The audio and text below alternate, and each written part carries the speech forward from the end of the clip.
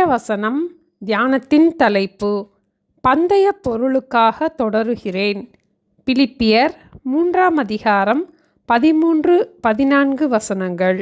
பின்னானவைகளை மறந்து முன்னானவைகளை நாடி கிறிஸ்து இயேசுவுக்குள் தேவன் அழைத்த பரம அழைப்பின் பந்தய பொருளுக்காக இலக்கை நோக்கி தொடருகிறேன்.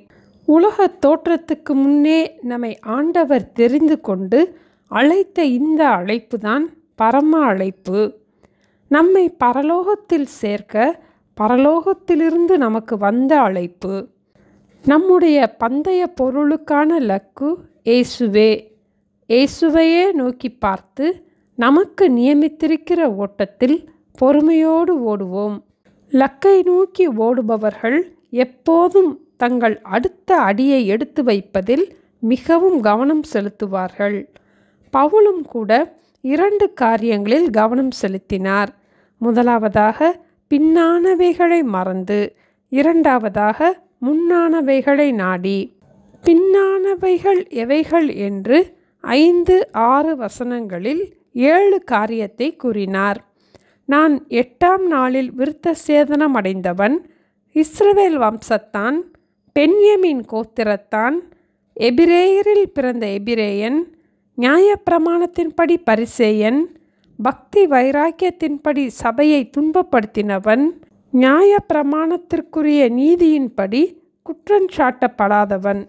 பவுலுடைய கடந்த கால வாழ்க்கையில் அவருக்கு லாபமாயிருந்தவைகள் எவைகளோ அவைகளை எல்லாம் இயேசுவை அறிகிற அறிவின் மேன்மைக்காக நஷ்டமின்றி எண்ணினார். முன்னானவைகளை நாடி என்று கூறும்போது இயேசுவையே நோக்கி பார்த்து நித்திய ஜீவனை பெற்றுக்கொள்ளும் சிந்தையுடன் தன்னுடைய ஓட்டத்தை தொடருகிறேன் என்றார். இயேசுவையே நோக்கி பார்த்து ஒரே சிந்தையுடன் தன்னுடைய ஓட்டத்தை தொடருவதை பவுல் கிறிஸ்து இயேசுவுக்குள் தேறினவர்களின் சிந்தை என்று 15ஆம் வசனத்தில் கூறினார். பின்னானவைகளை மறந்து முன்னானவைகளை நாடி கிறிஸ்து இயேசுவுக்குள் தேவன் அழைத்த பரம அழைப்பின் பந்தய பொருளுக்காக இலக்கை நோக்கி தொடருகிறேன். ஜெபிப்போமா? எங்களை நேசிக்கிற எங்கள் அன்பின் ஆண்டவரே, எங்களுடைய ஆவிக்குரிய ஓட்டத்தை தடை செய்கின்ற பின்னானவைகளை மறக்க எங்களுக்கு கற்றுத்தர ஜெபிக்கிறோம் அப்பா.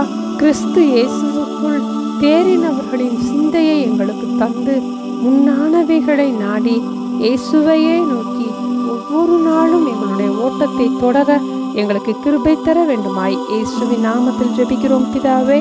ஆமென். Thank you. Have a blessed day.